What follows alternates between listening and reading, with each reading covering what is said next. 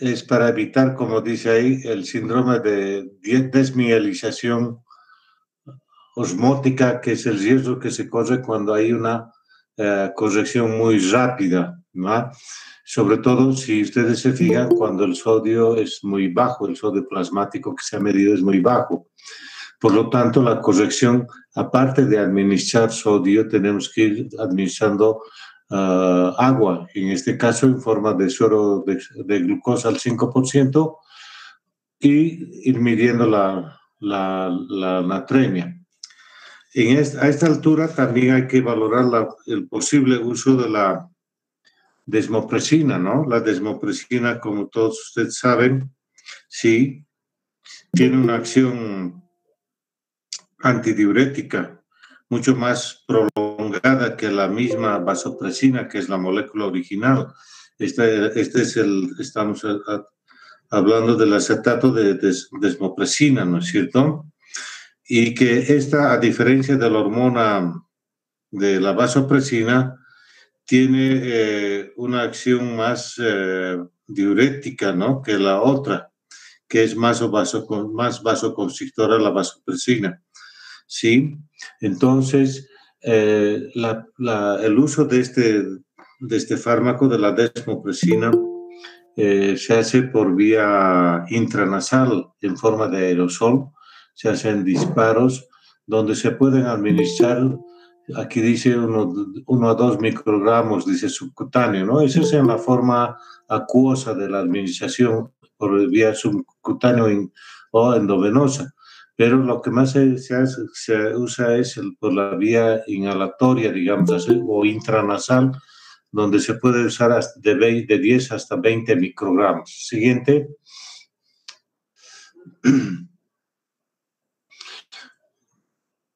Esta es una lámina muy útil, digamos así, para ustedes, una imagen muy útil.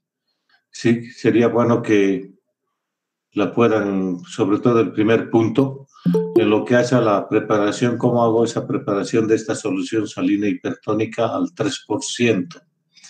Fíjense ahí, 500 ml más 3 ampollas de cloruro de sodio, porque son de a 20, les dijimos ayer, y se administrar. En cuanto a los tratamientos de la hiponatremia aguda, sintomática y asintomática, veremos por favor los cuadros que tenemos. Por favor, exactamente. Se lee, ¿no? ¿Se lee? ¿Sí? ¿Se puede leer? Sí, doctor. Sí, doctor. Fíjense, sí, doctor. Ya, qué bueno. El encabezado dice que estamos usando la solución hipertónica al 3%. Esta solución que hemos preparado nos va a aportar esos 513 milimoles. Si traducimos eso en sodio, habíamos dicho 1 milimol igual a 1 miliequivalente de sodio, ¿no es cierto? Entonces estamos administrando 513 miliequivalentes de sodio. ¿Ya? Para eso, paralelamente, si acaso hay una sobrecarga importante de líquido, podemos tomar en cuenta la posibilidad de usar la furosemida como diurético jalador de agua, más que todo. Bien. Si nosotros tenemos síntomas moderados, como dice a la izquierda ese cuadrito, y síntomas graves a la derecha, ¿no?, donde fíjense ustedes la velocidad de reposición de 0,5 ml por kilo de esta solución, 0,5 ml por kilo por hora, no se olviden eso. Y al otro lado, aumentamos si hay síntomas graves de hiponatremia, neurológicos que hemos dicho ya, 1 a 2 ml por kilo o en un bolo de 100 ml. ¿Ya? Ahí administramos eso y ¿qué hacemos? Controlamos hasta cuánto ha subido la natremia. Si esa natremia ha subido de 1 a 6 milimoles, que puede ser entre un mínimo y un máximo, al lado izquierdo, el lado mínimo, solamente ha subido la natremia menos de 1 milimol, entonces hacemos una carguita o doblamos la cantidad de la solución que estamos subiendo. En vez de pasar de 0,5 ml, que era lo inicial, podemos aumentar inclusive a 100, a 1000 ml, o perdón, a 12 ml o 1 ml por kilo, ¿sí? Al otro lado, si la natremia ha subido más de 6 milimoles por litro, es el momento de interrumpir la infusión de esta solución hipertónica y volver a medir los niveles de sodio. Si una vez que hemos vuelto a medir el sodio está menor a 120 o solamente ha subido 2 milimoles desde que hemos empezado la infusión, o hay síntomas graves o hay síntomas moderados, entonces tenemos que reevaluarlos cada 4 o 6 horas. ¿Se dan cuenta? En cambio, por el otro lado, si el sodio está entre 120 y 130 o ha aumentado 6 milimoles del inicio, otra vez parar la solución hipertónica. Fíjense ustedes que esa subida de 5 o 6 milimoles inmediatamente ya nos indica de que debemos parar esta infusión de esta solución hipertónica. Exactamente. En cambio, a la derecha, si el sodio está más de 130 o ha subido 8 milimoles desde el inicio, hay que evitar la solución y corregir las medidas para evitar el síndrome de desmielización osmótica. ¿Ya? Una vez hecho, ver si podemos ya corregido y hemos llegado a esos 130 miliequivalentes o milimoles de sodio en plasma, nosotros, si el paciente ya puede, podemos continuar con una solución salina isotónica, o inclusive si el paciente tiene tolerancia oral, ir por la vía oral. Vamos al siguiente cuadro, por favor. ¿Sí? Entonces, aquí, aparte de toda esa reposición que hemos hecho, y con el uso de diuresis necesario en la hipervolémica, hay que ir a buscar la causa. ¿Sí? Aparte de que reusar los diuréticos para jalar más el agua, entonces restringir paralelamente el agua y la sal. Y en la hipovolémica, lógicamente, el tratamiento de la enfermedad de base, ¿no? Que es muy frecuente. Vamos. Siguiente. En la leve, si la hiponatremia es leve, ¿no? Restringir suprimir la dieta hiposódica que tendría el paciente, inclusive la restricción en cuanto a la dieta de proteínas, que también nos van a aportar solutos, ¿no es cierto? Y ahí, fíjense, estas cápsulas que se usan, dice, de 120 gramos al día. Ahí está el dato importante para ustedes y para todos nosotros. 1 gramo de cloruro de sodio nos está reportando 17 milimoles de sodio y 17 milimoles de cloro. Sumados los dos seríamos 34, ¿no es cierto? Si damos 1 gramo. Entonces, en nuestro medio, de acuerdo al requerimiento, dependiendo si es una hiponatremia leve o moderada, nosotros indicamos al paciente cuánto va a recibir. Generalmente empezamos con 500, o sea, miligramos, o sea, medio gramo cada 12 horas, o en cada comida, digamos así, hasta completar inclusive los 3 gramos diarios. Una vez que hemos llegado a los 130, pues podemos hacer los controles de prueba, y si podemos mantener al paciente solo con el sodio que tiene en la dieta, estamos tranquilos. ¿Ya? En cuanto al siguiente acápite, donde indica que si el sodio está menos de 125, inicialmente hemos dicho que vamos a estar administrando una solución salina, ¿no? Fisiológica, mientras calculamos la cantidad que tenemos que reponer.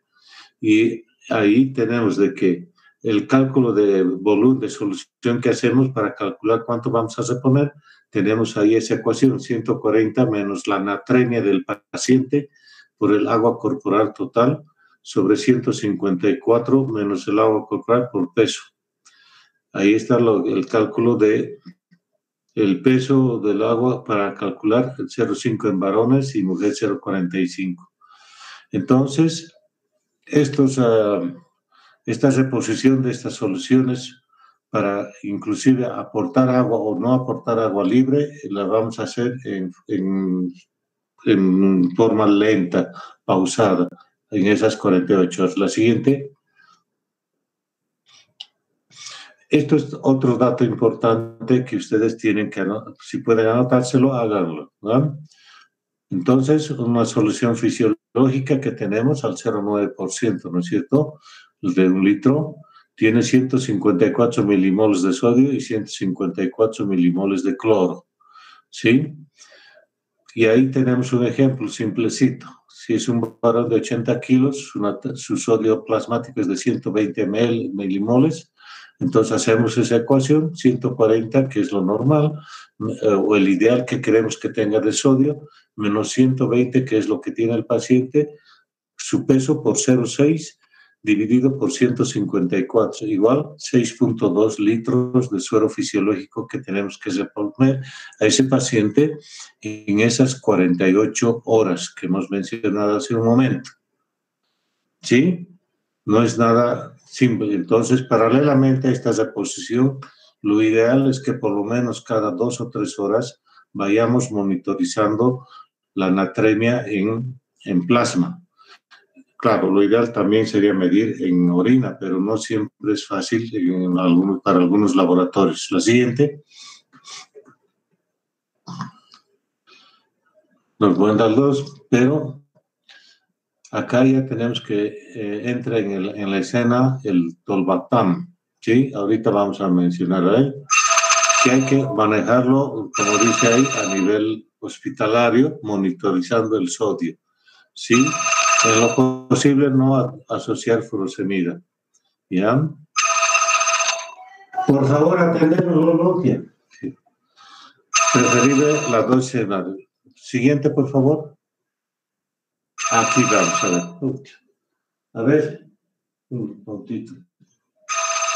¿Ya? Pero, ya. Entonces, acá tenemos ese... Oh, qué bueno. 45 más, qué bien. Eso me parece muy bien.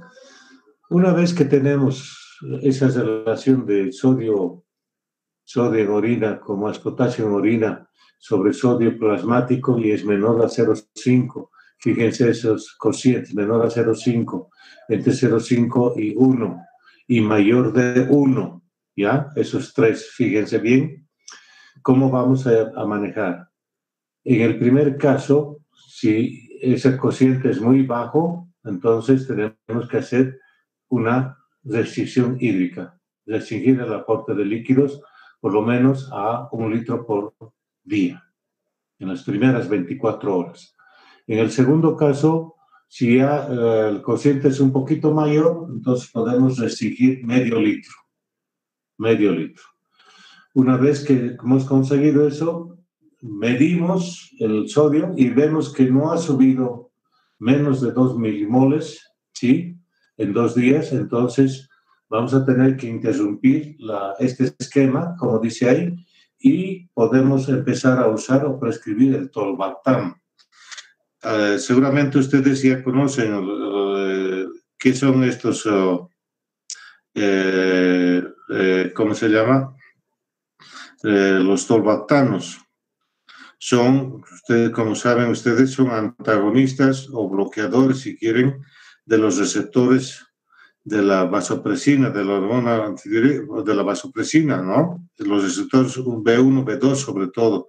El primero que se usó y que creo que se usa afuera en forma para enterarse, el conivaptan, ¿sí? Que tiene una acción más prolongada, suave y más indicada en los pacientes con hiponatremia secundaria a una insuficiencia cardíaca.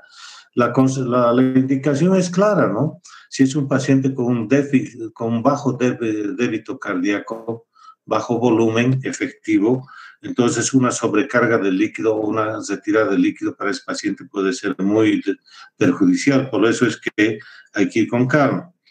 Después ha salido el tolvaptan, que es prácticamente un antagonista del receptor B2, de la cuperina 2,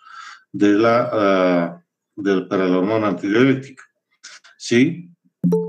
Este ya se ha usado ya en forma oral y se lo está empezando a poner en los esquemas en pacientes con hiponatremia sobre todo y sobrecarga de volumen, como son los pacientes con insuficiencia cardíaca, los cirróticos, pacientes con secreción inadecuada de hormona antidiurética, ¿sí? Y donde se ha visto que los resultados van bien. Y fíjense ustedes que las dosis no son altas para empezar, ¿no? Igualmente con monitoreo de las concentraciones de sodio plasmático. Entonces, si aumentamos la natremia, dice, en 5 milimoles, ¿sí? Hay que valorar la suspensión del tratamiento y evitar las indicaciones para evitar el síndrome de desmineralización osmótica, ¿no? Y suspender el tolvaptan. Fíjense que a veces solamente con esas medidas tan simples podemos llegar. El tolvaptan todavía no lo tenemos en nuestro medio, ¿no? Si la natremia, dice ahí, es menor a 135, en muchos lugares eso es un poquito alto. Ya casi sería una natremia casi normal, la consideran o asintomática o una hiponatremia leve. Entonces, a veces se prefiere ya suspender esto, inclusive el tolvaptan, y volver a valorar al paciente. Al otro lado, si esa natremia ha subido más, ¿sí? Volver a medir la natremia, volver a medir tanto en orina, si podemos medir el sodio plasmático y el sodio urinario, para ver cómo vamos a continuar. Y seguir. Un poquito más, la siguiente, por favor, para completar el flujograma. Eso es. Bien. Ahí indica, si hemos conseguido subir 5 milimoles en la natremia, todavía podemos mantener el tolvaptan. Pero si no ha subido en esa cantidad y es menor, incluso aquí sugiere doblar la dosis a 60 miligramos, ¿sí? Y lógicamente, fíjense ustedes que son pacientes que tienen que estar monitoreados, o sea, con medir el sodio, ojalá plasma y orina, cada 2 o 3 horas para ver si nuestra terapia está resultando o no está resultando, ¿no? Y en el otro lado, si hemos conseguido corregir, como dice ahí, el paciente es dado de alta y seguir con el tratamiento del síndrome de secreción inadecuada de hormona antidiurética, de acuerdo a que si es una de origen central o de origen nefrogénica, ¿no? Vamos. Siguiente. Bien. Esta es la otra parte. Yo quiero que tomen en cuenta una cosa. Hasta el momento hemos hecho así, tratando de resumir a lo que más consideramos para que no se extienda mucho esto, pero vean ustedes el manejo importante de ese trastorno que es la hiponatremia, que es la más frecuente sobre todo en las terapias intensivas y en las terapias intermedias, pero en general, más del 15% de los pacientes hospitalizados pueden hacer este trastorno. Generalmente a los 3-4 días de haberse producido su hospitalización, independiente de la patología que haya ingresado de base y sobre todo de la reposición de líquidos que estamos haciendo. Por lo tanto, muchachos, acá tenemos que tener en cuenta en forma muy firme, una base firme en lo que es el manejo de líquidos. No se olviden que este capítulo, que para muchos de nosotros es un poco árido, que no se le entiende mucho, que hay que leer mucho, que las fórmulas, las ecuaciones, etcétera. Pero viendo poco a poco, van a ver que con 3 o 4 ecuaciones que tengan al final van a poder manejar todos estos trastornos de electrolitos, inclusive las alteraciones del pH, ¿no? Que vamos a ver. Vamos a completar esta parte en cuanto a lo que hace al sodio elevado, ¿no? La hipernatremia, un sodio mayor a 145, ¿sí? Fíjense que no solamente tenemos que el sodio plasmático está elevado, sino también a raíz de esa hipernatremia también la osmolaridad plasmática va a ser alta. Y si ustedes se fijan, básicamente falta de agua, ¿no?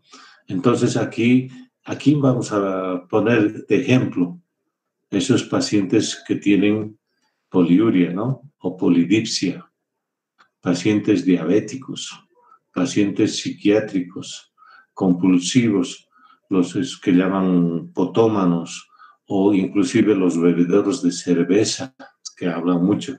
Fíjense, si bien acá no estamos revisando directamente la parte clínica y la semiología, pero sobre todo estamos yendo al manejo, para que ustedes tengan ya una base práctica, porque la clínica y demás de estos trastornos los pueden leer fácilmente en cualquiera de los textos de medicina interna, ¿no? Entonces, lo que queremos acá es darle las ecuaciones o los puntos más prácticos para la corrección y diagnóstico de estos trastornos. Bien, un recuerdo fisiológico es este, ¿no? Que dice falta de ingesta. Un aumento del 1 a 2% de la osmolaridad plasmática ya es suficiente estímulo para el centro de la sed y revertir esa hipernatremia.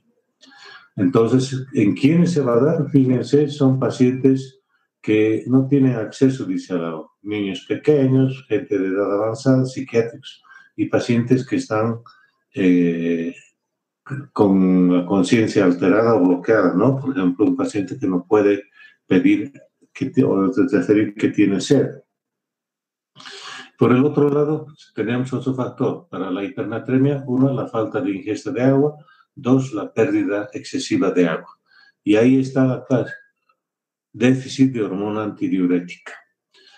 Eso sí es central, ¿no? El déficit es central. O falta, aunque haya hormona antidiurética, la falta de respuesta del riñón a ella, ¿no? O puede haber un tercer cuadro que es la resistencia, un grupo de pacientes que son resistentes a la acción de la hormona antidiurética, que felizmente se da en muy pocos casos, pero para llegar a eso tenemos que excluir primero estos grupos. Y la pérdida de agua extrarrenal. La siguiente.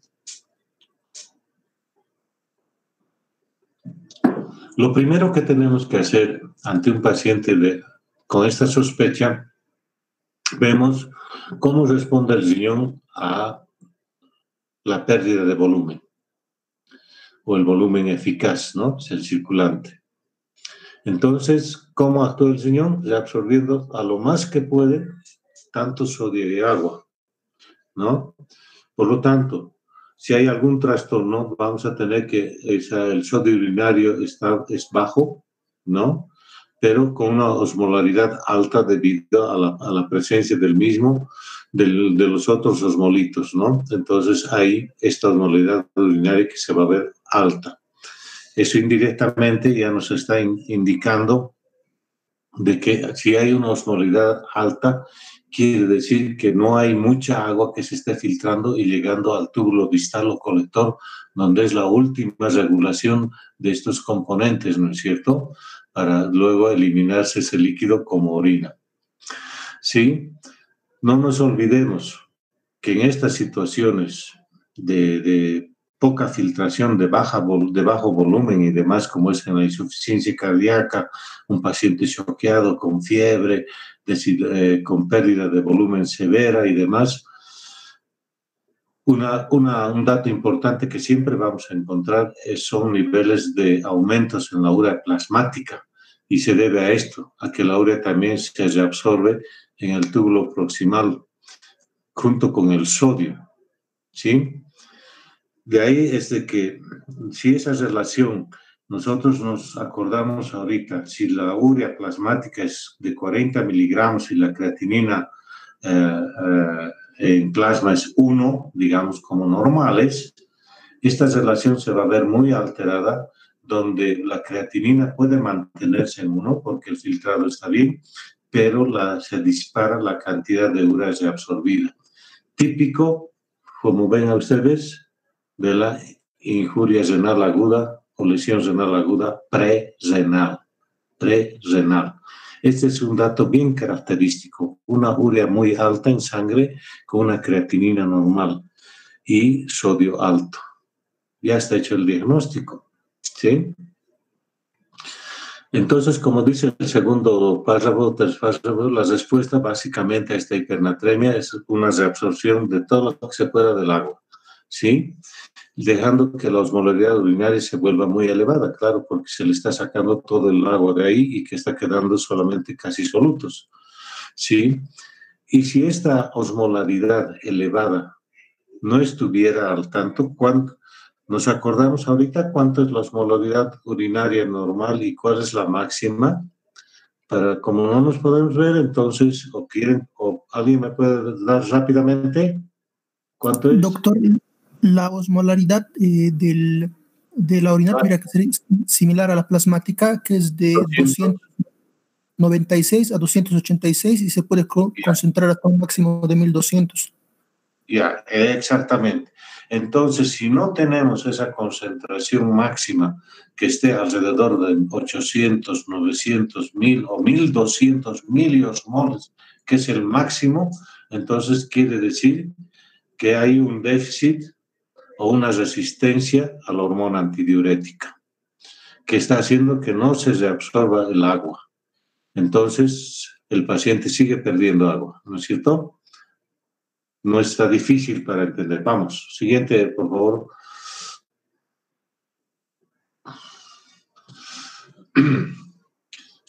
Y eso es lo que habíamos mencionado al principio.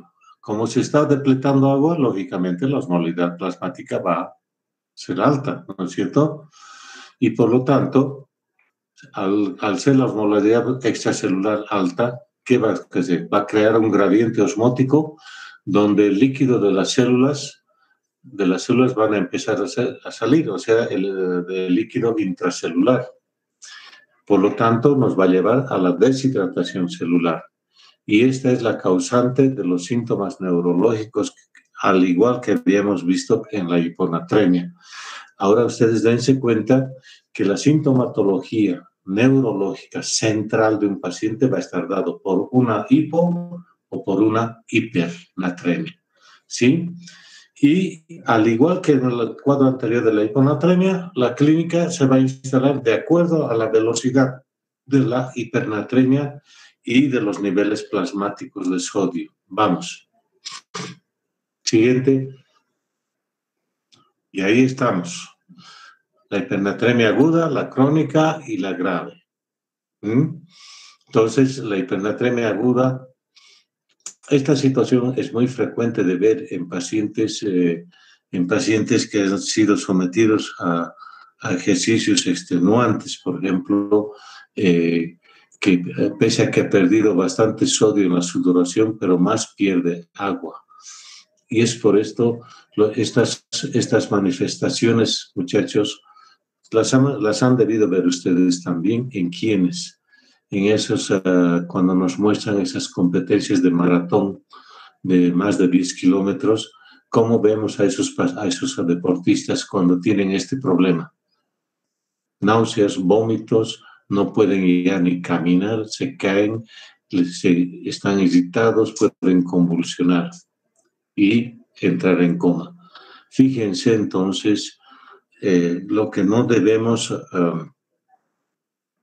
llegar o evitar que un paciente llegue a esta situación, ¿no es cierto? Entonces, rápidamente lo que tenemos que asegurarnos es hacer en todo paciente una prueba de reposición de volumen, ¿no ves? Solución isotónica. Medimos. Si era un sodio bajo, que bueno, le hemos ayudado, pero que no suba tan rápido el sodio. Pero si es un sodio alto, inmediatamente paramos esa infusión y pasamos a usar solamente a dar agua libre, como es una glucosa al 5%, ¿no? Nos va a dar 1 litro de agua libre. En la crónica, prácticamente esto, al igual que la hiponatremia crónica, no da mucha clínica, muchachos. Si bien puede haber estos datos que se ven, a veces se hace confundir con otras situaciones de senectud, por ejemplo, en los pacientes mayores de 60 años. Y la grave, que va a estar dada sobre todo donde ya generalmente va a presentarse esta situación en aquellos cuadros de un accidente vascular cerebral de tipo hemorrágico, sobre todo. Eso es por eso que está reportado así en la literatura. ¿Ya? Siguiente.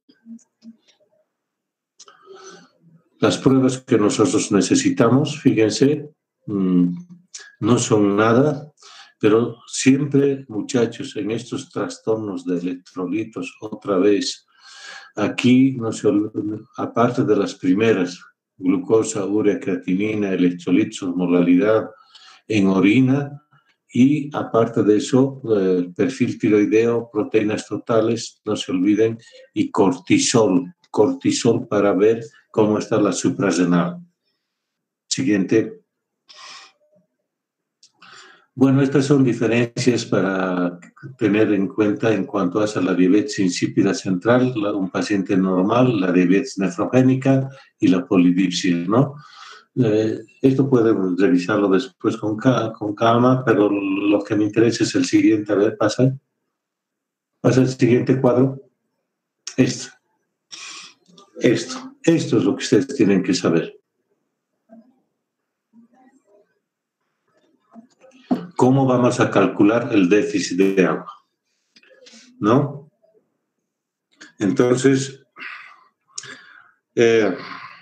nosotros sabemos que el agua corporal total es aproximadamente entre el 50 a 60% del peso corporal.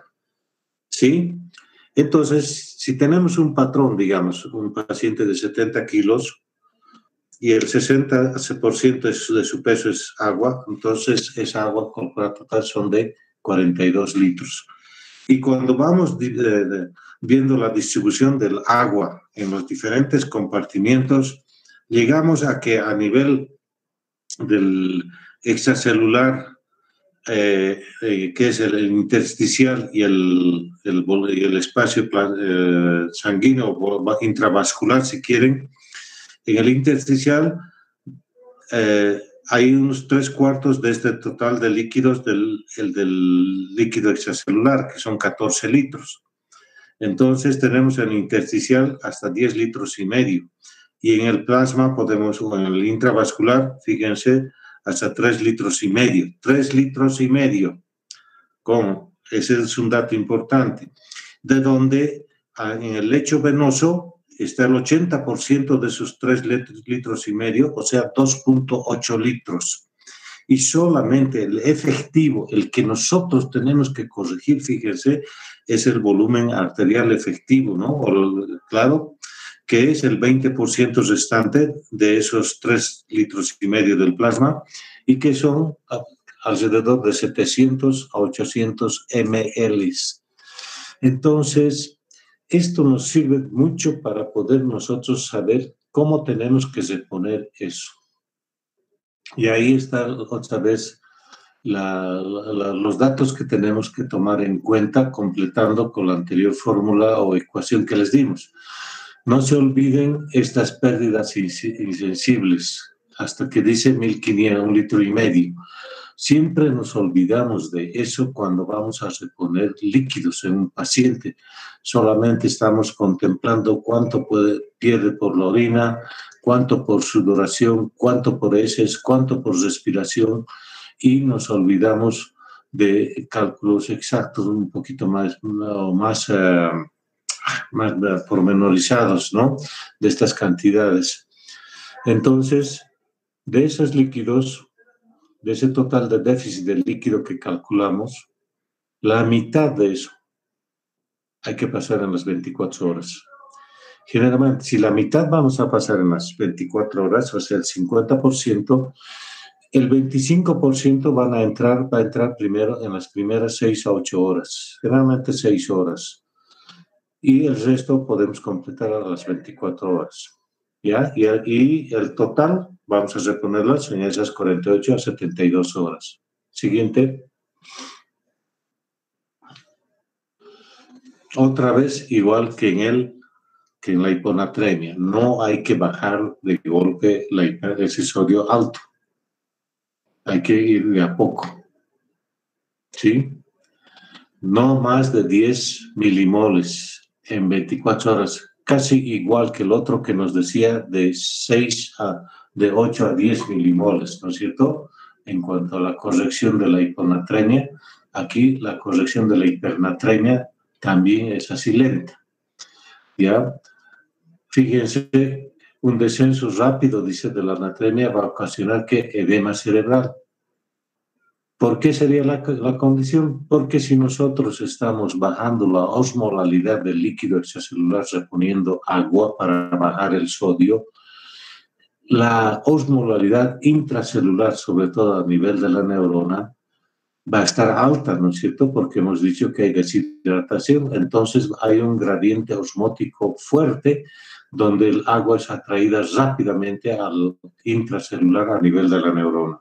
Ese es el problema por el que tenemos que ir con calma para no llevarle a un edema cerebral a ese paciente, ¿sí?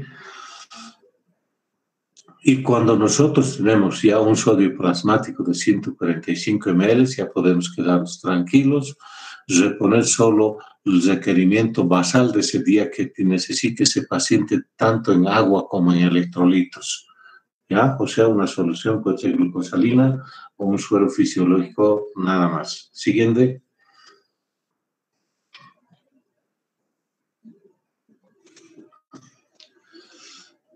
Esto es lo que tenemos que hacer.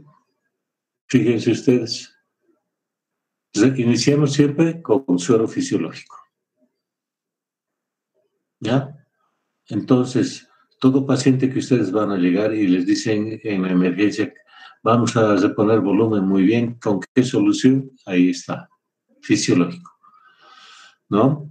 Luego, si nosotros ya hemos conseguido que esa clínica del paciente se debe a un trastorno electrolítico, en este caso hipernatrémico, entonces cambiamos la solución a una solución hipotónica.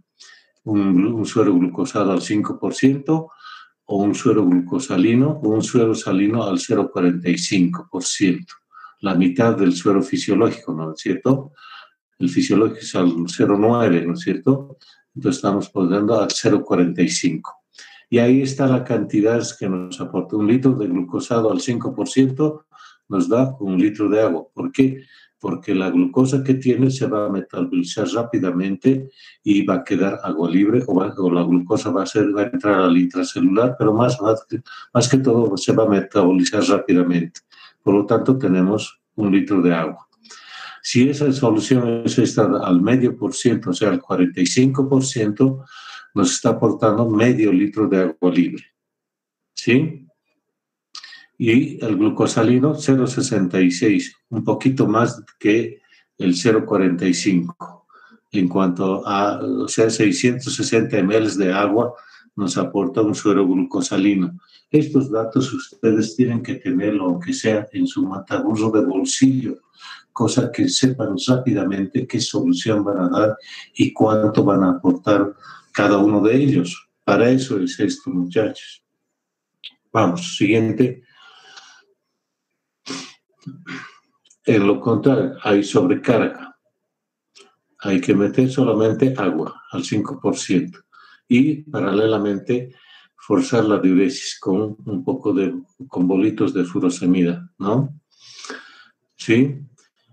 Ahora, si ese paciente sabemos que tiene ya una función renal muy deteriorada con una tasa de filtrado de menos de 40 ml, 30 ml por minuto de depuración, su tasa de filtrado, entonces tenemos que inclusive usar dosis más altas de furosemida.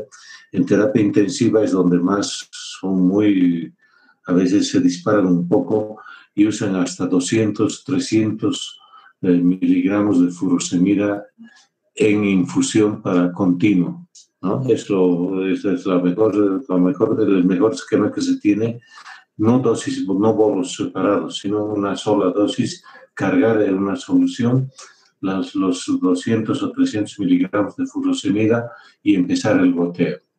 en pacientes que están con una insuficiencia. Pero si no hay resultados y más, lo único que estamos haciendo es llevarla a una hipervolemia. Entonces, ahí tenemos la diálisis. Eficaz, rápido, en media hora lo tenemos seco a nuestro paciente. ¿Ya? Vamos. Pero no en todo lugar hay hemodiálisis, ¿no es cierto? Ese es el problema. Acá, si ese paciente es normovolémico, fíjense bien, normovolémico, no está depletado, pero tiene hipernatremia. Entonces, quiere decir que ese paciente está manejando mal su agua, ¿no es cierto? Porque el trastorno básico que hemos dicho, pérdida de agua. Y ahí está el origen, ¿no?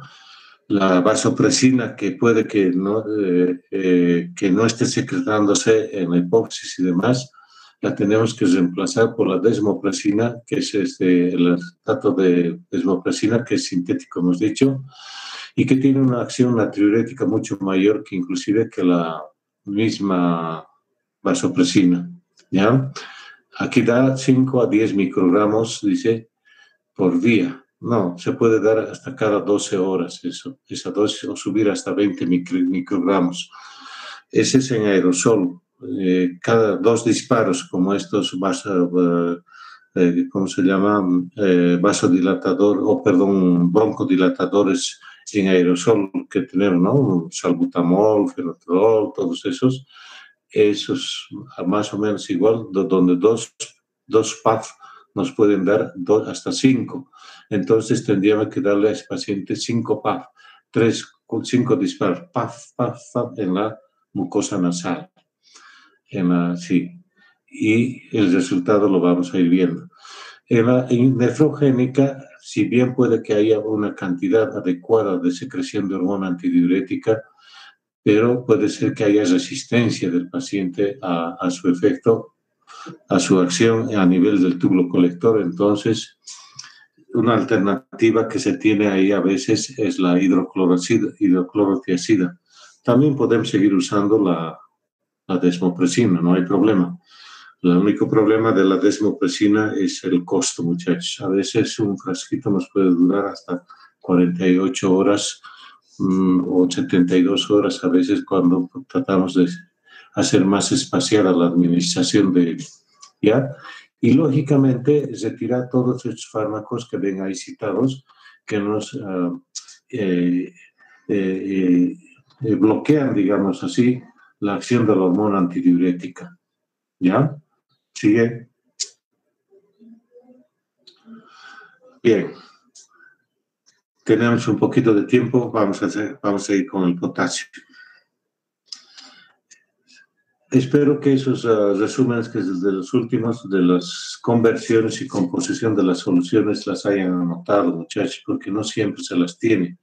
Y a veces no es fácil de calcular, porque a veces en los textos que vienen de afuera, ellos tienen a disposición todas esas soluciones, en cambio nosotros tenemos que estar preparando, ¿ya? Acá no tenemos solución hipertónica al 3%, no hay. Tampoco hay al 0,45%.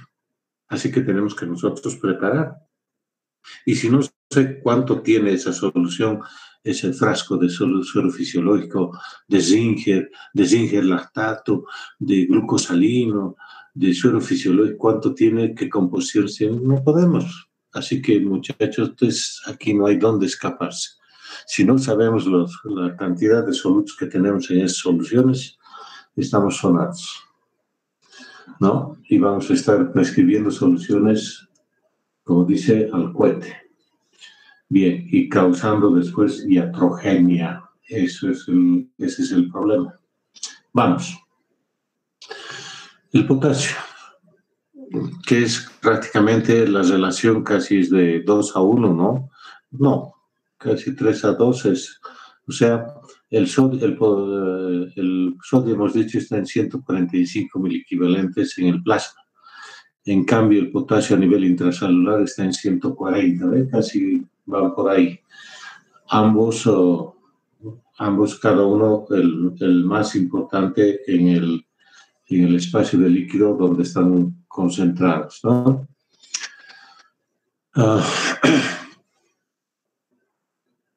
Siempre hay que ir estudiando a estos solutos, ¿sí? A estos osmolitos, si quieren, en relación siempre al grupo, en este caso al sodio, siempre sodio y potasio, y los cambios en el pH. Vamos.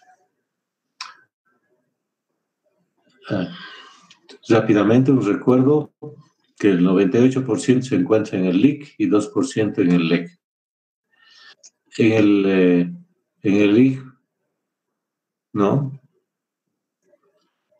El potasio, esta concentración alta de potasio es para mantener el potasio extracelular estable, porque como es el depósito mayor de potasio, entonces con las bajas del potasio extracelular van a ser compensadas rápidamente con la salida del potasio gracias a esta bomba, la sodio de potasio ATPasa que hay en la membrana de casi la mayoría de las células, ¿no?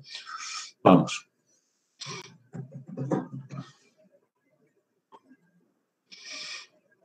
Ahí tenemos. ¿Alguno se acuerda cuántos miligramos nos representaba un miliequivalente de sodio? Vamos. Horacio. 23, doctor, o 23. 23. Les he dicho eso, que se anoten por eso. Eso no cambia. No cambia. 23. Y hace un momento les he dicho cuánto da 1 gramo de sodio. ¿Cuánto era? Cuando se prepara, cuando se le da al paciente esos comprimidos con cloruro de sodio, ya se han olvidado, ya no han anotado. Si no estuvieran viendo ahorita su chanchullo para avisar. Siguiente. Acá tenemos que tener en cuenta esto. ¿Quiénes regulan el transporte de potasio en este caso? Ahí tenemos la insulina, ¿no es cierto?, que es un cotransportador para el potasio junto con la glucosa, ¿no es cierto? Le abre los canales para que entre la glucosa o el potasio junto con la glucosa a la célula. Las catecolaminas, ahí están la adrenalina, la noradrenalina con su efecto beta 2. ¿Sí? Algunas alteraciones del pH. Hiper o hipopotasemia, siempre condicionadas por el pH plasmático, los cambios, ¿no? Donde, fíjense ustedes, en la acidosis, o sea, basta un descenso, muchachos, del pH. Digamos, el pH normal es de 7.2 a 7.4, ¿no ve? Si baja de 7.4 a 7.3, ya empieza a moverse, ya hay estos cambios. Es rápido, es muy estrecho el control que se tiene en cuanto al potasio. Entonces, ante un cambio mínimo, ¿no?, como es el caso que el potasio sale al extracelular, ¿no?, condicionando una hiperpotasemia en esas situaciones, y en la alcalosis el potasio entra al intracelular, aumentando su gradiente y aumentando también puede ser la osmolaridad porque nos va a aumentar el CO2. Vamos.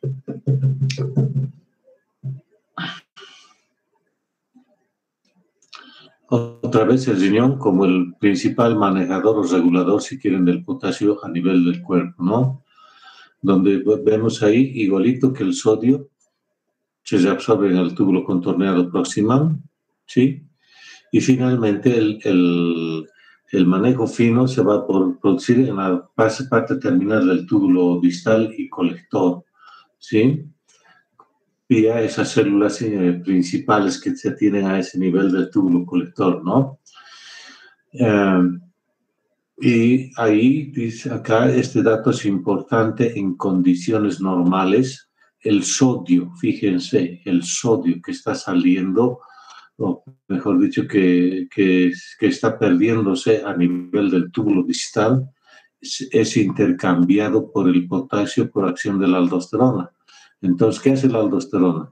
Se absorbe el potasio, ayuda por sus receptores, ayuda a entrar al sodio que se estaba perdiendo en la orina y lo intercambia al otro lado con el potasio, y por eso es que podemos tener la presencia de una hiperpotasemia y una exageración de una reabsorción de sodio por la hormona, por la aldosterona, ¿no? Vamos.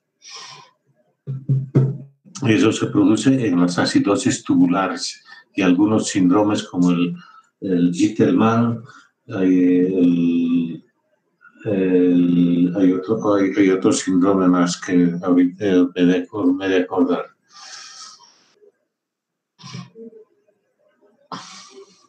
Este es un dato muy importante. Fíjense ustedes. Dice, el volumen urinario, en el volumen se produce incremento del sodio en el túbulo contorneado distal que intercambia por potasio. Así los estados poliúricos tienden a la hipopotasemia, claro, porque se está perdiendo mucha agua, se está absorbiendo sodio intercambiándose con el potasio y va a verse una pérdida grande de potasio. Esto es lo que pasa, ¿saben en quiénes? Igual en los deportistas, que después de estar una hora, qué sé yo, en el sol, corriendo, pedaleando, no sé, nada, lo que sea, empiezan a tener este problema, y es por eso que empiezan a reponer agua y agua y agua y agua y se produce este problema, una dilución, ¿ya? En cambio, dice, si hay un volumen urinario bajo, ¿sí?, se favorece la hiperpotasemia. Esto por intercambio. Y aquí, más que todo, esto por el uso de algunos diuréticos, donde se va a producir ese intercambio exagerado a veces, ¿no? Por acción de los diuréticos. Vamos.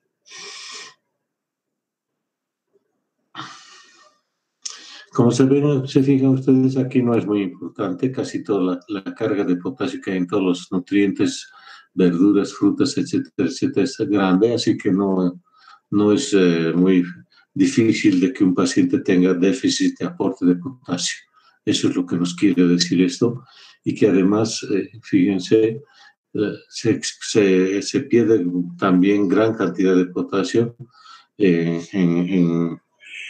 por la vía urinaria por día. O sea, son márgenes muy estrechos que se manejan, ¿no? Eso no tenemos que dar en cuenta. Vamos.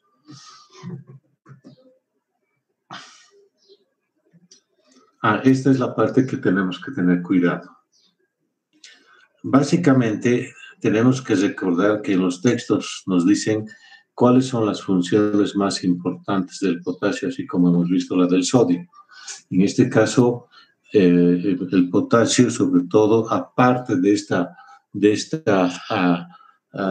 ¿cómo se dice?, participar en la parte de reposo, la fase de reposo, para iniciar la fase de despolarización de las fibras musculares, sobre todo excitatorias, ¿no?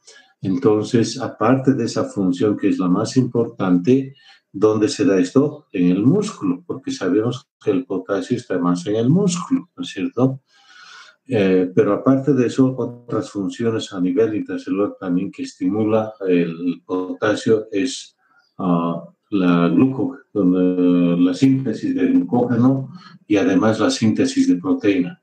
Pero esta función es la más importante, regular la fase de reposo de las terminales sensitivas para la contracción muscular, ¿ya? Entonces, vamos a ver que, como dice ahí, una herramienta útil para nosotros es el electrocardiograma. Para detectar en forma precoz las alteraciones que podamos tener secundarias al potasio. Vamos.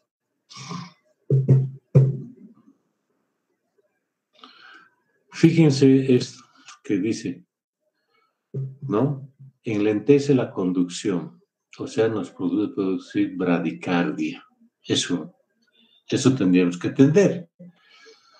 Si les estamos diciendo que al Al estar el potasio a nivel extracelular, al producirse la salida del potasio al extracelular, la membrana de excitación o las fibras de miosina y actina se ponen en reposo, se despolarizan, o sea, se relajan.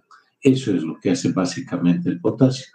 Entonces, si este potasio está muy bajo, puede originar que esta lentitud, este reposo se prolongue y empiecen a excitarse, ¿quiénes? Nódulo sinoauricular y aurículo ventricular, y empiezan a aparecer estas extrasístoles. ¿Por qué? Porque gracias al potasio a veces se puede prolongar esta actuación. O sea, la fibra miocardial se mantiene quieta y estos son los que vuelven a despertar, digamos así, a la fibra para que se contraiga, pero en forma alterada, o sea, en forma de extrasístoles. Tanto pueden ser extrasístoles auriculares y ventriculares, que eso lo vemos en el electrocardiograma, ¿no? Y si esto fuese más, fíjense que puede llevarnos a una bradicardia severa, una arritmia ventricular, porque el ventrículo empieza a querer manejarse por sí solo, y finalmente una fibrilación ventricular. Hay una especie de contracción, pero inefectiva, que esa es la fibrilación, ¿no es cierto? Y finalmente el paro cardíaco. Jóvenes, esta es la forma en que en muchos países donde hay la pena de muerte se acaba con la vida del reo, poniéndole potasio. Deben saberlo ustedes, ¿no es cierto? Muy bien. Entonces, los riesgos de la hiperpotasemia que generalmente observamos en los pacientes nefrópatas, generalmente, y eso ya les hemos repetido a Horacio y al grupo, generalmente se van a ver estos trastornos cuando la tasa de filtrado ya es muy pobre, por debajo de 20, 15 ml por minuto de tasa de filtrado, o sea, estamos hablando de una insuficiencia renal de grado 4, generalmente, o 5, que ya es diálisis, ¿no es cierto? Y siendo la hipercalemia una de las indicaciones de diálisis, ¿sí? Y que dice la urgencia más grave y la más frecuente. Esto es de lo que tenemos que cuidarnos de un paciente nefrópata que lo estamos siguiendo con insuficiencia renal crónica y viendo en qué estadio está. O sea, tenemos que cuidarnos de la hiperpotasemia que puede hacer ese paciente porque ya no está pudiendo excretar sus nefronas residuales el potasio que le llega. ¿Está claro? Bien. En este grupo de pacientes que están en diálisis, estos trastornos son frecuentes. A veces se confunde un poco por una retirada brusca del potasio que estaba alto a nivel de la fibra y no hay este restablecimiento normal, entonces puede llevarnos a eso. O a veces la diálisis no nos está ayudando mucho y más bien el potasio empieza a subir más. ¿Por qué? Porque la diálisis nos está retirando líquido, agua.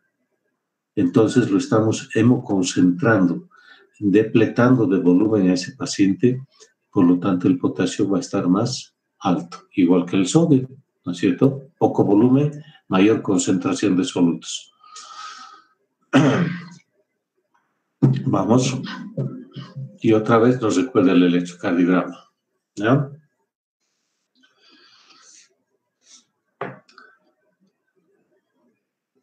Y aquí lo que les mencionaba hace un momento, que la hiperpotasemia grave solo se va a ver en aquellos pacientes que tengan una insuficiencia renal muy avanzada o en aquellos que tienen ya una insuficiencia renal de grado 3 generalmente, pero que está tomando algunos fármacos. Y ahí está un ejemplo. Hemos puesto esa propuesta, el diabético con insuficiencia renal y cardíaca en tratamiento con IECAS y diuréticos ahorradores de potasio. ¿Cuál es una de las complicaciones de los IECAS y ARA2? La hiperpotasemia, por alteración del intercambio a nivel de las prostaglandinas, ¿no es cierto?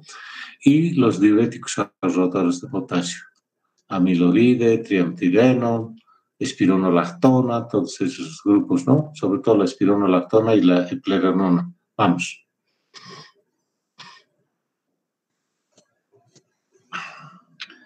Esto no es tan, pero sí, a diferencia del sodio, no es tan importante, digamos, o de peso medir el sodio, el potasio en estos casos, ¿no?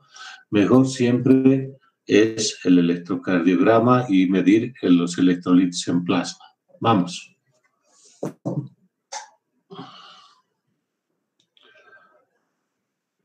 Ahí están las condiciones. En condiciones normales de funcionamiento normal del riñón, en la hipopotasemia, el riñón tiene que retener potasio, ¿no? Esa retención de potasio, ¿cómo se la da? Para ganar tiempo. A nivel también de la parte distal del túbulo distal y colector, pero más es en el distal, es el intercambio. Esa es la zona de regulación del pH. Aquí, ¿qué hace el riñón? Si hay baja de potasio, ¿qué hace? Lo reabsorbe y lo intercambia ¿con quién? Con el hidrógeno. Un hidrogenión sale a la luz del túbulo y se introduce un potasio. De esa forma el riñón. Y a la par de eso, el riñón está cumpliendo dos funciones. Aportar hidrogeniones para la formación de los ácidos, la regeneración del bicarbonato de sodio, ¿no es cierto? Y el exceso de potasio que quede para formar el amonio a amoníaco, NH3 a NH4. Ganó un hidrógeno y de esa forma el riñón está regulando el pH rápidamente, así, a grandes rasgos que estamos hablando de eso.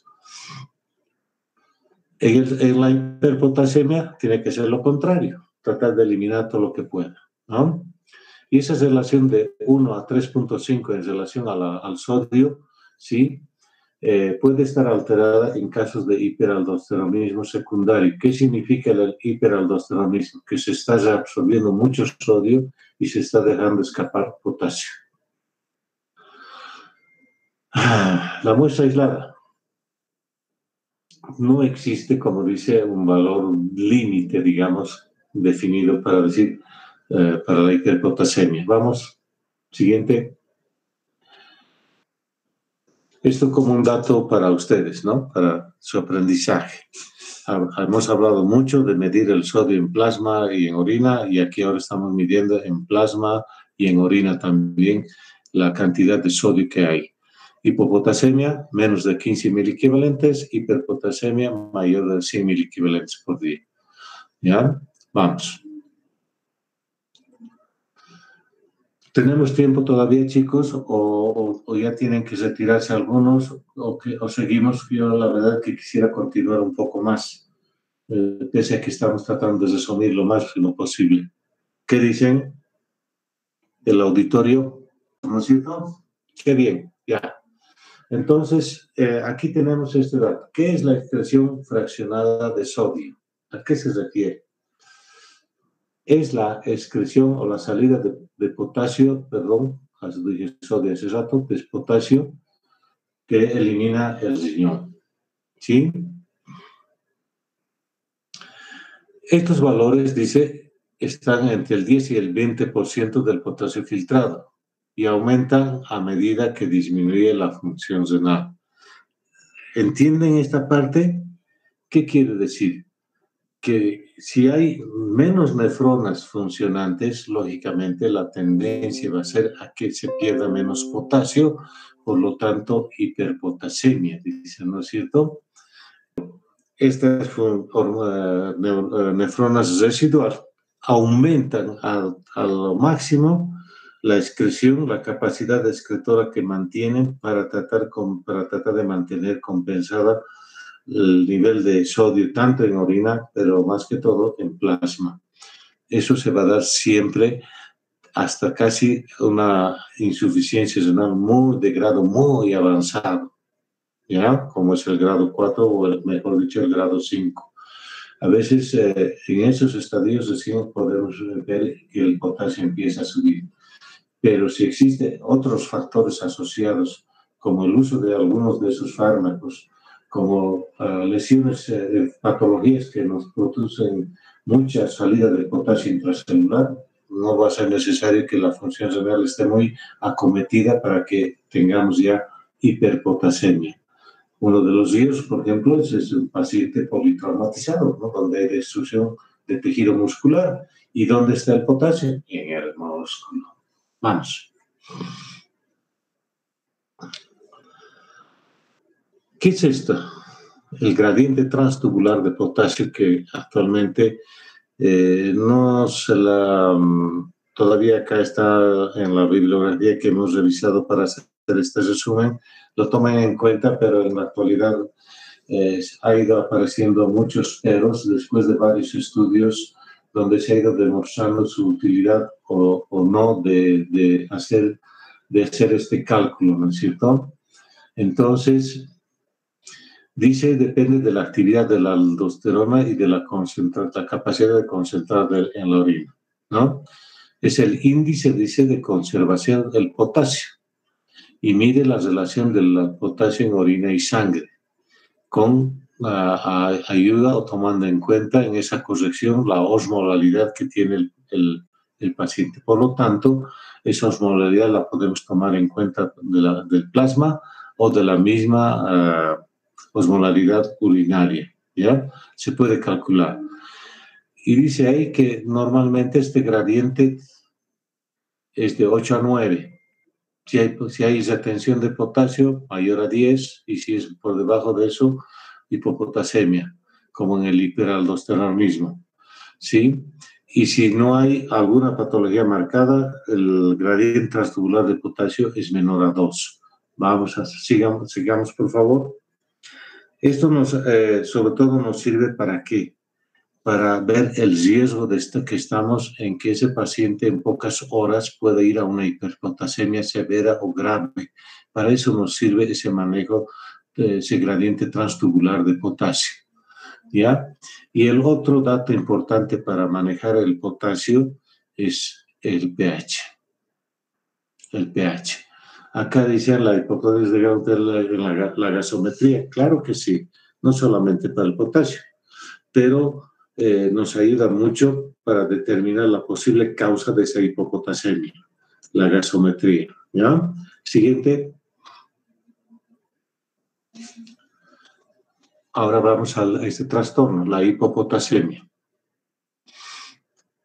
Fíjense, 20% pacientes hospitalizados. Otra vez nuestra iatrogenia. Eso es lo que hacemos nosotros a veces, ¿no? Y fíjense ustedes, pacientes que hacen uso crónico de diuréticos tiacídicos, hasta un 40%.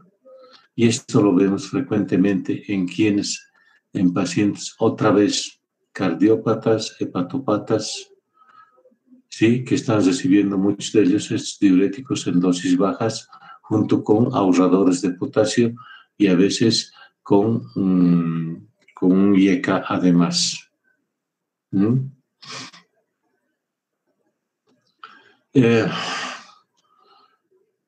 No es muy manifiesto esta hipopotasemia porque, como hemos dicho, ¿por qué no va a ser muy manifiesta la sintomatología de la hipopotasemia?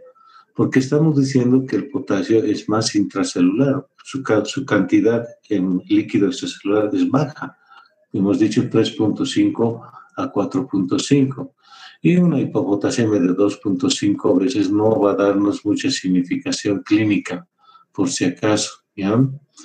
Entonces no afecta mucho en realidad esto, porque inmediatamente, como hay un potasio concentrado a nivel intracelular, rápidamente va a ser repuesto.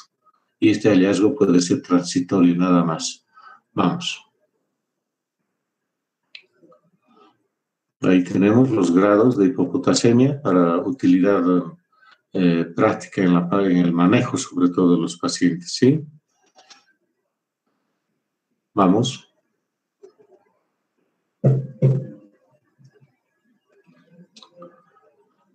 Ahí está. Fíjense, la primera causa dice la entrada del potasio al intracelular. Gracias, y si fuese en forma normal, la primera causa. Pero debido también al uso de estas catecolaminas, ¿no? Hemos dicho adrenalina, noradrenalina, por su acción beta agonista. ¿Sí? La alcalosis, donde fíjense, más sensible que había visto el sodio. Un cambio, un aumento del pH de 7.4 a 7.5, fíjense cuánto de potasio va a empezar a perderse, a secuestrar, 0,6 miliequivalentes por litro. ¿Ya? Las causas renales, el hiperaldosteronismo, el uso de diuréticos. Las digestivas, ahí estaban, ¿sí? Y finalmente la parte cutánea, ¿no? Vamos. Eso lo pueden revisar con calma después en la parte clínica. La urgencia del tratamiento depende de las comorbilidades que el paciente tenga. Si no hay alguna comorbilidad importante, por decir, en este caso, que sea cardiópata, por ejemplo, ¿quién sería de riesgo en este grupo de pacientes? Imagínense ustedes un chagásico que tiene un marcapaso. Entonces, ya que tiene una bradicardia severa por la lesión producida por el Chagas en su sistema nervioso intracardíaco, y si encima de eso hay un potasio bajo, lógicamente, entonces ahí que tenemos que un paciente con pérdidas excesivas de potasio, diarrea, vómito, sudoración, etcétera, etcétera, y que tiene problema cardíaco, fácilmente puede hacer una parada. ¿Sí? Entonces, aparte de dar el potasio, hay que mejorar, en este caso, la causa, ¿no? Si es esa parte cardíaca, seguramente se le va a dar un regulador o seguramente un beta bloqueante para mejorar la frecuencia, etcétera, etcétera, ¿no? Y acá hay un dato que se empieza a observar, la hipomagnesemia. El magnesio tiene mucha importancia en la reabsorción, como dice acá, a nivel tubular del potasio. ¿Sí? Mientras no consigamos corregir la hipomagnesemia, la hipopotasemia se va a mantener, o sea, no va a responder, porque no hay quien ayude a trasladar al potasio de un lado al otro. Eso es lo que hace el magnesio. Vamos. Siguiente. Solamente en la hipopotasemia grave y moderada, dice, cuando no hay tolerancia oral, cuando existe un hilo paralítico o una potasio menor a 2.5, donde a nivel cardíaco podamos ya encontrar en el electrocardiograma arritmias, antecedentes de isquemia, un infarto o digitalización. Entonces, acá estamos hablando de intoxicación digitálica, que no es raro, todavía la digoxina se sigue usando en muchos pacientes. Entonces, uno de los datos que tenemos que tener en cuenta en un paciente que está tomando estos lanatócidos, ¿no? Cardiotónicos, como se dice a los glucósidos, o digitálicos, entonces hay que monitorear su potasio. Y de hecho, a veces muchos cardiólogos les dan un poquito de potasio junto con la medicación a sus pacientes, en forma oral, ¿no? El potasio intravenoso debe medirse con precaución y monitorizar frecuentemente sus niveles. Que les dije hace un momento, cómo se ejecutaba la pena de muerte en esos condenados, ahí está. Vamos. Siguiente. Un algoritmo. Un algoritmo donde van a ver todas las causas. Lo interesante de este algoritmo que se tiene aquí es lo que tienes que buscar, no solamente el laboratorio, ni el gradiente, ni las concentraciones osmolares de potasio y demás, sino además en cada situación te estás reportando las causas más frecuentes, porque aquí estamos diciendo de que en la hipopotasemia lo que más importa es ir a la causa. La reposición la puedes hacer, pero sobre todo tienes que ir a descubrir la causa. Y ahí está la utilidad del gradiente transtubular de potasio menor a 4, mayor a 7, con volumen extracelular normal o bajo, si hay hipertensión, ¿no? La causa, si hay renina presente, y aquí si hay hipomagnesemia. Fíjense ustedes, hipomagnesemia. Luego tenemos acá estas complicaciones. En el último recuadro, fíjense, el Gitelman y el Barter que les había mencionado como causas de acidosis tubular renal, es decir, una alteración justamente en la última, ¿cómo se dice? En los últimos sensores que van a controlar cuánto de sodio, cuánto de potasio y cuánto de agua se va a eliminar. Y en estos pacientes que tienen estos defectos, que están dentro del grupo de estos síndromes de Barter y Gitelman, la acidosis tubular 1, 2, 3 o 4, que son la 4, que es la más frecuente en algunos pacientes, ¿ya? Y por el otro lado, allá tenemos el hiperaldosteronismo importante o hipoaldosteronismo, con el uso de estos fármacos.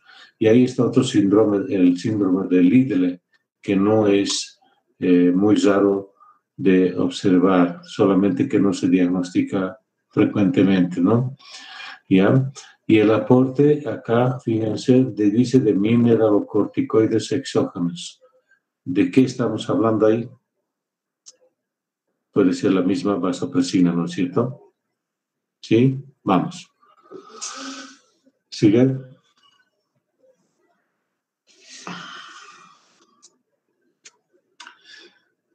Ahí está la hipopotasemia grave. Eso es lo que tenemos que ver, muchachos. Cloruro de potasio, 40 miliequivalentes en medio litro del suero fisiológico y pasar 2 horas. ¿Ya? Llegar a administrar 120 miliequivalentes en 24 horas. ¿Sí? Entonces, 40 miliequivalentes, dice. Las ampollas de soletrol potasio, como dice el cloruro de potasio, vienen de, anótense si quieren, 27 miliequivalentes por ampolla. Son de 10 ml, sí, las ampollas son de 10 ml de cloruro de potasio y tienen 27 miliequivalentes. Entonces ahí está la cantidad que ustedes tienen que poner en esa solución fisiológica de medio litro y cómo tienen que infundir al paciente. ¿Ya? Y aquí dice no superar los 30. Cuidado con eso.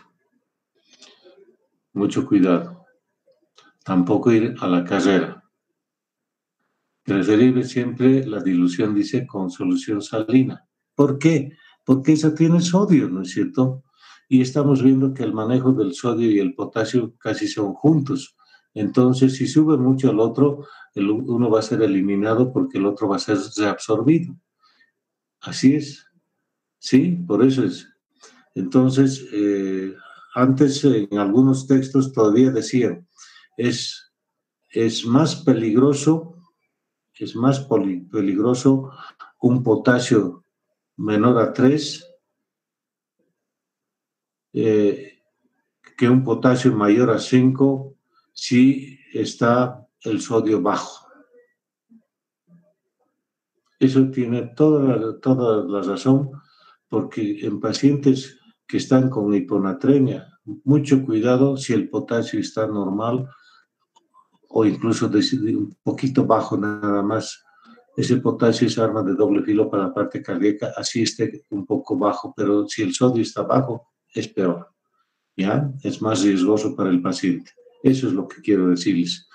Y si el magnesio está muy bajo, que es 1.2, ¿no? miligramos por decilitro su concentración en plasma, entonces podemos reponer con sulfato de magnesio, ¿ya? Ahí dice de 1.5 gramos de sulfato de magnesio. Las ampollas vienen de 1 gramo, sí, de 1 gramo de sulfato, ¿ya? Entonces, en solución glucosada y pasarla lentamente. Vamos. Siguiente. Esta es la parte ya que muchos pacientes lo mantienen, el tratamiento por vía oral. ¿Y quiénes tienen esto? otra vez, muchos deportistas jóvenes, muchos deportistas toman potasio y tal vez algunos de ustedes que frecuentan el gimnasio y demás ha debido observar que muchos pacientes el soporte diario tienen concentrados de potasio en alimentos o en suplementos, ¿no? Y de hecho, no estoy muy seguro, creo que estos energizantes, como cuáles hay, estas bebidas energizantes que hay, algunas de ellas tienen potasio. Y creo que todas, no estoy muy seguro, pero muchas de ellas, ¿no? Entonces, el tratamiento oral se hace cuando el potasio no hay mucha clínica, digamos, pero está bajo. Y el que generalmente usamos, bueno, son hechos comprimidos de 10 miliequivalentes de potasio que nos da un comprimido, o hay otro de 25 miliequivalentes, pero nuestros medios nosotros tenemos, creo, el cloruro de potasio, que nos da 8 miliequivalentes, y el jarabe, el Kalium, que nos da por 5 ml en forma de jarabes, 5 ml creo que nos da 15 miliequivalentes de potasio. No estoy muy seguro porque no usamos mucho el jarabe, más en comprimidos, el cloruro de potasio. ¿Ya? Siguiente. Siguiente. Ahí está, lo que les estaba diciendo. Esta alcalosis metabólica, ¿quiénes hacen, muchachos? Los deportistas, ¿no es cierto? Están en su carrera, ya están tronados. Entonces, ahí está. Hace un momento dijimos que hasta más de medio miliequivalente de potasio se va a disminuir con un aumento del pH hacia el lado alcalino. Y lógicamente los vómitos, diuréticos, etc. Y en estos pacientes pues, podemos usar estos bloqueadores de canales de calcio, como es lo de potasio, como es el amilorida y el triamtidene, ¿no? Para evitar la salida de más potasio a la orina intercambiado con el sodio. La aldosterona, los receptores de la aldosterona para frenar ese mismo mecanismo del intercambio de sodio por potasio, ¿no? Como es la espironolactona y la eplerenona. La eplerenona creo que ya la tenemos en nuestro medio, no estoy muy seguro. Siguiente. Ahora vamos al lado contrario. Creo que ya estamos cortito esta parte. ¿Podemos seguir, muchachos, o terminaremos esta parte por favor? ¿Está bien? ¿Sí? ¿O quieren pararla? Les consulto, muchachos. Hola. Hola. Doctor. Importante de tener en cuenta. Este es un riesgo, lógicamente es una emergencia o una urgencia clínica, la hiperpotasemia. ¿Ya? Y ahí están los grados de hiperpotasemia. De 5.5, 6, 6.1 a 7 y mayor de 7. Vamos, siguiente.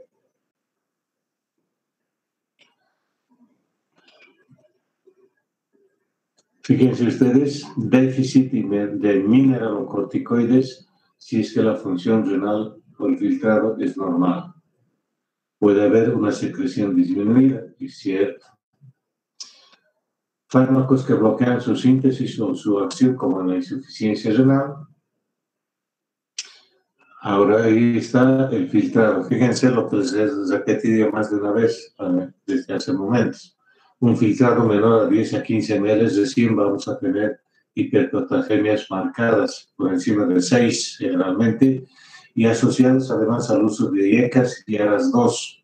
Ahí está otra explicación para tener cuidado con estos fármacos. ¿Ya? Lógicamente, la hiperpotasemia es una complicación muy frecuente. Si es que existen estos factores predisponentes como la insuficiencia renal, la diabetes, el uso de ahorradores de potasio, ¿sí? Pero hay que descartar, dice, algunas falsas hiperpotasemias que facilitan la salida del potasio al extracelular, del intracelular. Eso hemos dicho en qué pacientes, en pacientes con depresión de volumen, ¿no es cierto? Donde hay una hipernatremia extracelular, ¿sí? Y en la intención de compensar eso, la célula empieza a intercambiar, facilitando la entrada del sodio al intracelular y la salida del potasio al extracelular. Esa podríamos considerar como una forma de pseudo-hiperpotasemia, no es una real, es por ese cambio nada más. Otros fallan en la secreción tubular, ese intercambio que estamos diciendo, ¿no? Donde va prácticamente, no hay este intercambio, se bloquea todo aquello y empieza a retenerse potasio. La destrucción de tumores, quemaduras, hemólisis, ¿no? El potasio que viene de los glóbulos rojos, igual que en la rhabdomiólisis de la fibra muscular, ¿sí? El aporte externo y la redistribución en el espacio extracelular. Vamos, lo que ahorita estábamos mencionando, ¿no? La salida del potasio. Vamos. Ahora bien, ustedes, ¿para qué había servido calcular ese gradiente transtubular de potasio?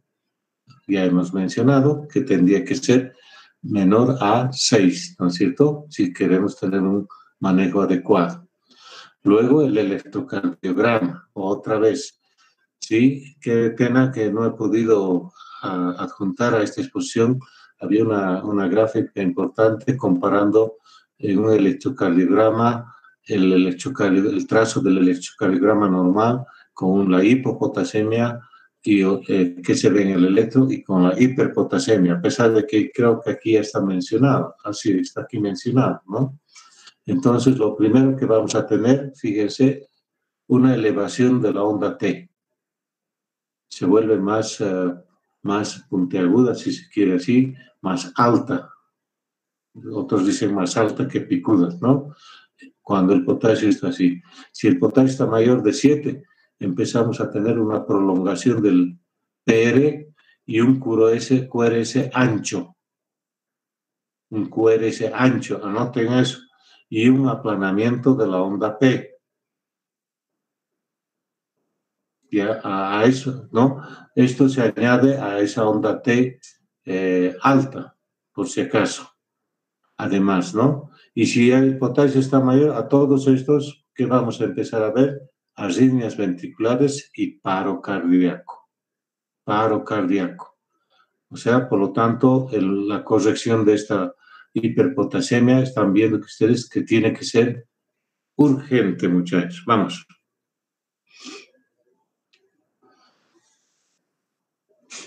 Hay un flujograma para ver que ustedes puedan analizar las causas, ¿sí? Las causas con un poco de calma, no vale la pena aquí que se los lea, sino que ustedes sepan en qué condiciones o qué situaciones tenemos que tener cuidado de que un paciente nos pueda ir o esté haciendo una hiperpotasemia.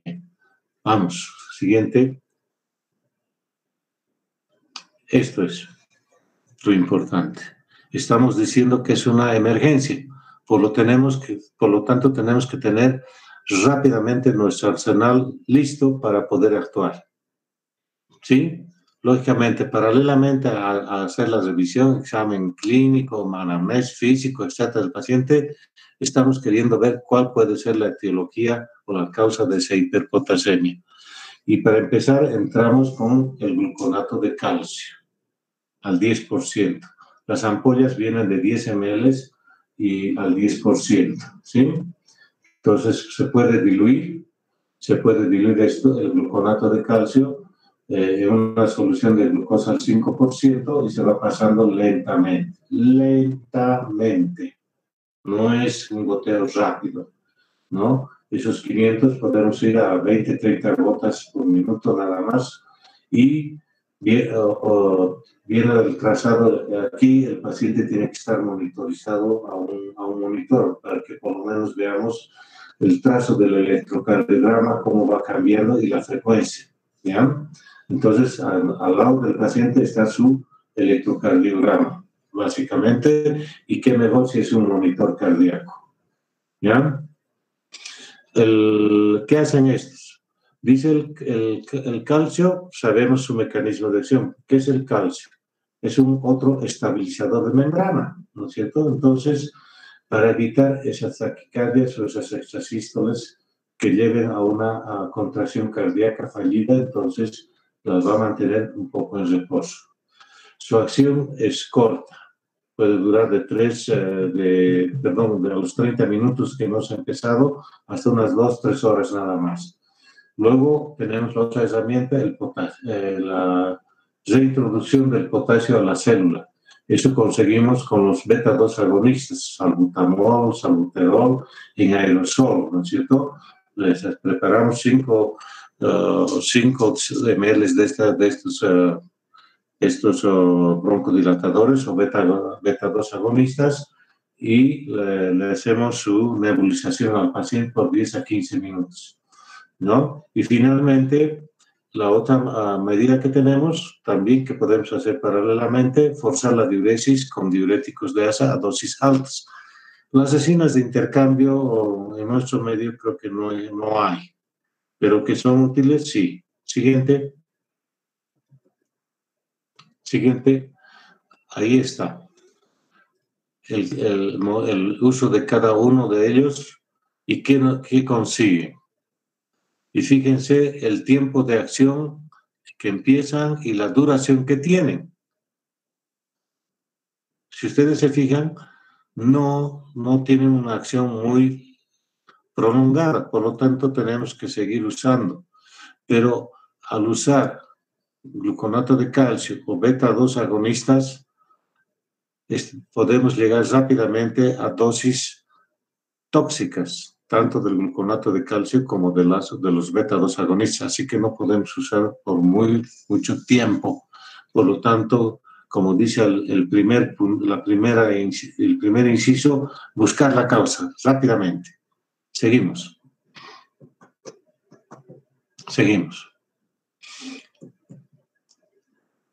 Ahí está la inhalación que les decía, ¿no? De salbutamol, clattelbuterol, ¿cuál más hay? Hay dos más, incluso la misma aminofilina se llegaba a usar, y la aminofilina todavía en algunos lugares por vía endovenosa se está usando todavía, ¿ya? La otra es esta, la infusión de glucosa al 10% con insulina cristalina. Y ahí que dice, facilita la entrada del potasio a nivel al intracelular. 30 minutos y su efecto 4 horas, dice, ¿no? Lógicamente que eso no vamos a poder hacer en un paciente diabético, ¿no es cierto?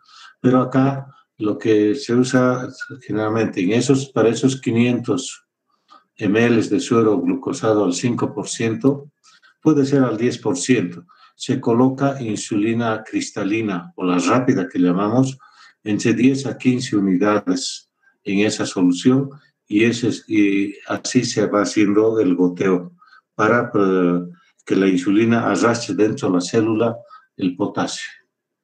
¿Es efectivo? Es efectivo. ¿Ya? Vamos. Siguiente.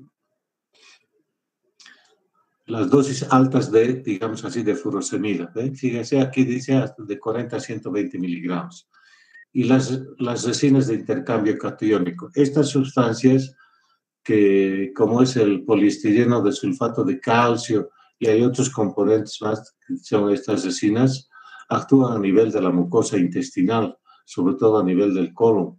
Por eso es que se puede poner por vía rectal también como una especie de enema, ¿ya? Su efecto es rápido, sí. Hemos tenido oportunidad de usar esto afuera. Es muy excitante, eso sí. Es muy excitante, produce mucho tenesmo rectal inclusive, pero bueno, lo importante es que tratemos de arrastrar, intercambiar ese potasio alto, ¿no? que tiene el paciente, ¿ya? Hay un intercambio aquí. Es prácticamente, de este sulfonato se reabsorbe el sodio y se intercambia con el potasio. hay salida de potasio a la luz del intestino o del colon, ¿ya? Y como ven acá dice, 1 gramo de estas resinas puede bajarnos hasta 1 miliequivalente de potasio, ¿sí? Y finalmente, lo que actualmente casi todos echamos mano, la hemodiálisis. La hemodiálisis. Gracias a que fácilmente, o mejor dicho, la hemodiálisis ya es nomás de un acceso, digamos, relativamente fácil, ¿no? No es que no hay ningún centro que tenemos que ir, no. Ya es más asequible hacer la diálisis en un paciente. Y de hecho, muchos pacientes que hemos tenido, sobre todo en la UTI, en las terapias intensivas, ante el fracaso de todas esas medidas de gluconato de calcio, infusión de insulina, beta-2 agonistas, que han visto ustedes, son tratamientos o manejos transitorios de poco tiempo. En cambio, la hemodiálisis es mucho más efectiva. Y fíjense ustedes, 35 miliequivalentes de potasio en 1 hora, dice. Dependiendo del flujo sanguíneo que le demos a la máquina, esos 35 podemos doblarlo más, inclusive en 15, 10 minutos ya hemos bajado. Es un cambio rápido con la hemodiálisis, ¿no? Entonces, como recomendación, entonces, tener en cuenta de que si tus medidas van a fracasar, tú ya tienes que estar averiguando si estás ahí en la urgencia con un paciente de esta clase y que su potasio no baja y hay manifestaciones cardíacas severas, ya tienes que estar preparando dónde enviarlo, donde puedan dializarlo de emergencia. ¿Está claro? Bien. Y ahí al final dice suspender eso, ¿no? Las dietas y estos fármacos. Siguiente. Ahora sí. La paramos aquí, muchachos. ¿Está bien? ¿Sí? Entonces, el lunes a las 5 con